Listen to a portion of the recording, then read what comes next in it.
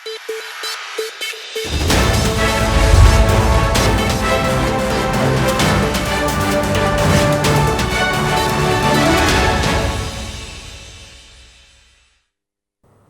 సచిన్ గారు, మనం ఒకసారి ఐసీఐసీ ఛాంపియన్స్ ట్రోఫీ 2025లో టీమిండియా అద్భుతమైన ప్రదర్శన కనబరుస్తోంది. ఇప్పటికే తొలి 2 మ్యాచ్ల్లో గెలిచి సెమీస్ బెర్త్ను ఖరారు చేసుకున్న భారత జట్టు తమ ఆఖరి లీగ్ మ్యాచ్ ఆడేందుకు సిద్ధమైంది. దుబాయ్ వేదికగా న్యూజిలాండ్తో భారత్ తలపడనుంది.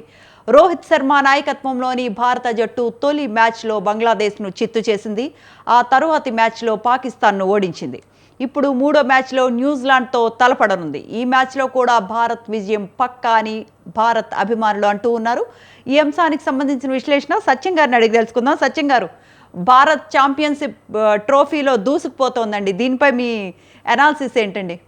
అంటే క్రికెట్ అన్ప్రెడిక్టబుల్ గేమ్. అవును, ఈ అన్ప్రెడిక్ట్ గేమ్ ఏంటంటే గతంలో ఛాంపియన్షిప్ దీంట్లో ట్రోఫీలో ఈ సిరీస్ లో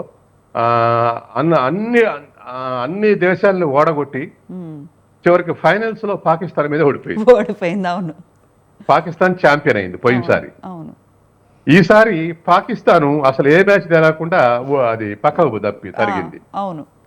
తర్వాత స్ట్రాంగ్ ఒక టీం అనుకున్నటువంటి ఇంగ్లాండ్ ఇప్పుడు ఆడిన 2 ఓడిపోయింది. అవును, ఇప్పుడు ఆడుతున్నది, ఇప్పుడు మ్యాచ్ నడుస్తుంది. సౌత్ ఆఫ్రికా వర్సెస్ ఇంగ్లాండ్ నడుస్తుంది. ఈ మ్యాచ్ కూడా 180 కొట్టింది, అందుకని ఓడిపోయే పరిస్థితిలో ఉంది వాళ్ళ. అందుకని ఏ టీం గెలుస్తుందో ఏ టీం ఓడిపోతుందో చాలా కష్టంగా ఉంది, అన్ప్రొడక్టబుల్ గా ఉన్నది. అయితే ఇప్పటికే సెమీఫైనల్స్ బెర్త్ ఖాయమైంది. ఏ గ్రూప్ నుంచి న్యూజిలాండ్, ఇండియా, బి గ్రూప్ నుంచి సౌత్ ఆఫ్రికా, ఆస్ట్రేలియా. ఇక జరిగేది ఇవాళ రేపు జరిగేదంతా అకాడమికే, ఏదో పేరుకు జరిగేదే. కాబట్టి రేపు సెమీఫైనల్స్ లో రేపు న్యూజిలాండ్ లో ఉన్న ఆ మ్యాచ్ యొక్క ఇంపాక్ట్ సెమీఫైనల్స్ పోయే దాంట్లో ఏం మారం, అట్లే ఉంటాయి. కాబట్టి సౌత్ ఆఫ్రికా, ఆస్ట్రేలియా అటువైపు నుంచి ఇటువైపు నుంచి న్యూజిలాండ్, భారత్, ఇది ఒక అంశం. రేపు జరగబోయే న్యూజిలాండ్ మ్యాచ్ లో గత సిరీస్ లో 3 మ్యాచ్లు ఆడి 3 ఓడిపోయింది న్యూజిలాండ్ మీద ఇండియా. అవును, 3 మ్యాచ్లు ఆడి. కాబట్టి ఇప్పుడు ఏముంది, రేపు మ్యాచ్ గెలిచినా ఓడినా మనకేం ఫరక్ పడదు. కానీ న్యూజిలాండ్ న్యూజిలాండ్ టీం చాలా స్ట్రాంగ్ అవుపడుతుంది ఎగనెస్ట్ ఇండియా. అందుకని మొన్న సిరీస్ లో అట్లే ఓడిపోయింది. రేపు కూడా ఎట్లా ఉంటుందని మనం చెప్పలేము, చూడాలి. అయితే మనం పాకిస్తాన్ మీద ఆడి గెలవటం తోటి సహజంగానే ఐ హోప్స్ ఉంటాయి. ఎందుకంటే పాకిస్తాన్ మీద గెలిచిందంటే ఏదో పెద్ద ప్రపంచ హీరో అయినట్టుగా చూస్తారు మన టీం. ఇప్పుడు అదే యాంగిల్లో రేపు న్యూజిలాండ్ కూడా ఓడించాలని కోరుకుంటాం. కాబట్టి హై ఎక్స్పెక్టేషన్స్ ఉన్నాయి భారతదేశం మీద. ఇప్పుడు సచిన్ గారు, మీరు నోటీస్ చేసిందంటే ఇప్పుడు ఆల్రెడీ 2 మ్యాచ్లు ఉన్నాయి, రేపు ఇంకో మ్యాచ్ అవుతుంది. ఇప్పుడు మీరు భారత్ టీంలో నోటీస్ చేసింది అంటే ఇప్పుడు బౌలింగ్ లో స్ట్రాంగ్ గా అనిపిస్తోందా, బ్యాటింగ్ లో స్ట్రాంగ్ అనిపిస్తోందా? బౌలింగ్ లో బూమ్రా లేకపోవటం బౌలింగ్ వీక్ అయిందండి.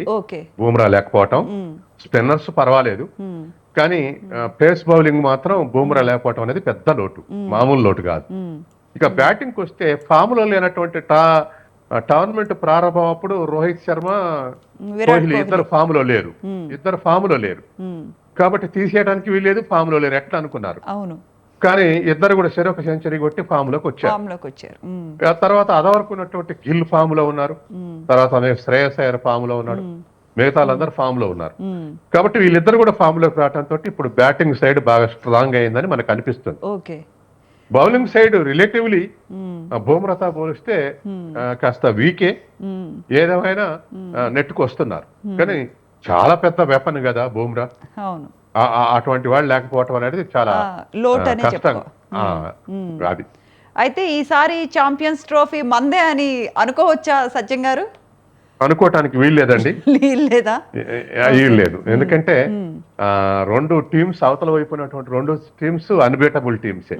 ఇవాళ ఆస్ట్రేలియా గానీ తర్వాత సౌత్ ఆఫ్రికా గానీ వాటి రెండింటితో ఆడాల్సి ఉంది. కాబట్టి సెమీఫైనల్స్ లో వాళ్ళు ఎవరెవరు వస్తారు అనేటువంటిది ఒకటి మనం రుజువు చేసుకోవాల్సింది. రేపు న్యూజిలాండ్ మీద ఆట చూసిన తర్వాత మనం కామెంట్ చేయొచ్చు. న్యూజిలాండ్ మీద ఆట తర్వాత ఓకే కామెంట్ చేయొచ్చు. తర్వాత కామెంట్ చేయొచ్చు. Right, Yes. తర్వాత మాట్లాడుకుందాం సచిన్ గారు. అంటే ఛాంపియన్షిప్ ట్రోఫీ గెలిచిన తర్వాత డెఫినెట్గా మనం ఒకసారి మంచి అనాలిసిస్ చేద్దాం.